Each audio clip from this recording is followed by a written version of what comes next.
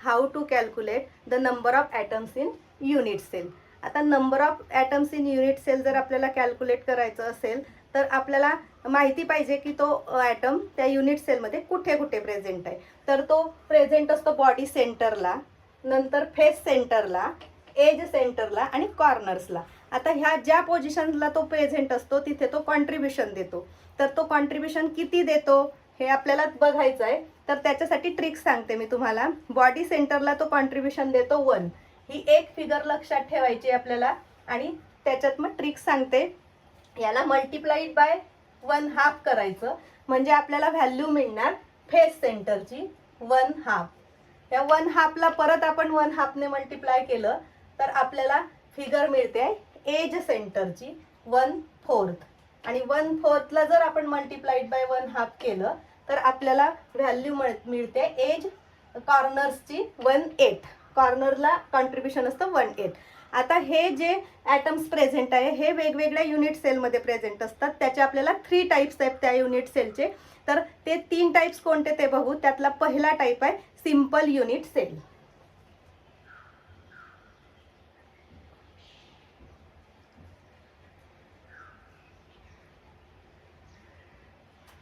Simple unit cell. Simple unit सेलमध्ये बघा आता ही आहे simple unit cell. Simple unit सेलमध्ये ॲटम फक्त हा कॉर्नर्सला प्रेझेंट असतो आणि ह्या युनिट सेलला 8 कॉर्नर्स आहेत आणि त्याचं कॉन्ट्रीब्युशन आपण पाहिलंय की कॉर्नरला 1/8 कॉन्ट्रीब्युशन असतं. मग आता आपण कॅल्क्युलेशन बघूया.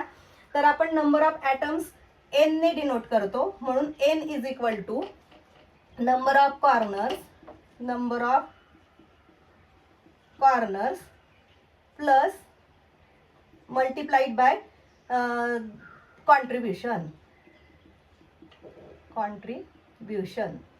मग नंबर ऑफ कॉर्नर्स 8, कॉन्ट्रीब्युशन कॉर्नरचं किती आहे 1/8. मग 1/8 इज इक्वल टू 1. म्हणजे सिंपल युनिट सेलमध्ये नंबर ऑफ ॲटम्स आहेत 1. आता सेकंड टाईप बघूया आपण. सेकंड टाईप आहे बॉडी सेंटर युनिट सेल.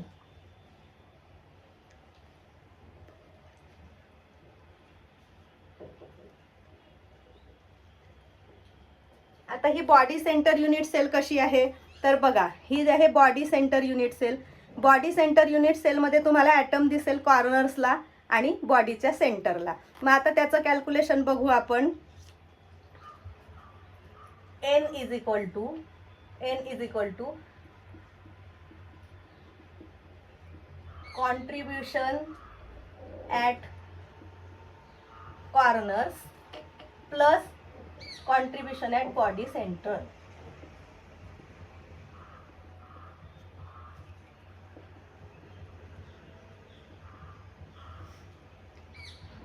आता कॉर्नरचं कॉन्ट्रीब्युशन आपण इथे कॅल्क्युलेट केलंय तेच आपल्याला इथे घ्यायचं आहे 1/8 × 8 प्लस बॉडीच्या सेंटरला आपण पाहिलं की पूर्ण 1 ॲटम प्रेझेंट आहे आणि बॉडीच्या सेंटरचं कॉन्ट्रीब्युशन 1 असतं म्हणून आपण इथे 1 लिहिणार.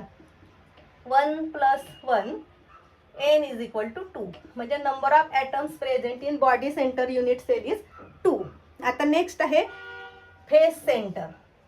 हा सेकंड टाईप झाला आपला. आणि थर्ड टाईप आहे फेस सेंटर्ड युनिट सेल.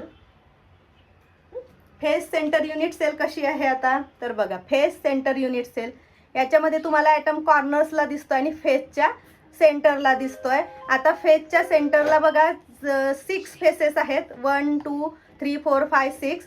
तर 6 फेसेस आहेत तर त्याच्या फेसला हाफ ॲटम्स प्रेझेंट आहे. तर आपण त्याचं कॅल्क्युलेशन बघूया.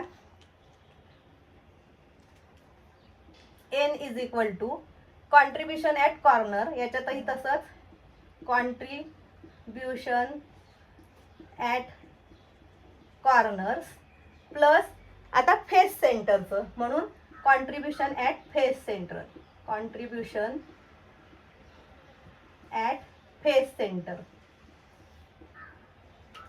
कॉर्नरचं 1/8 × 8 प्लस आता फेस सेंटरला आपण बघितलंय कॉन्ट्रीब्युशन किती आहे 1/2 म्हणून इथे 1/2 लिहिणार.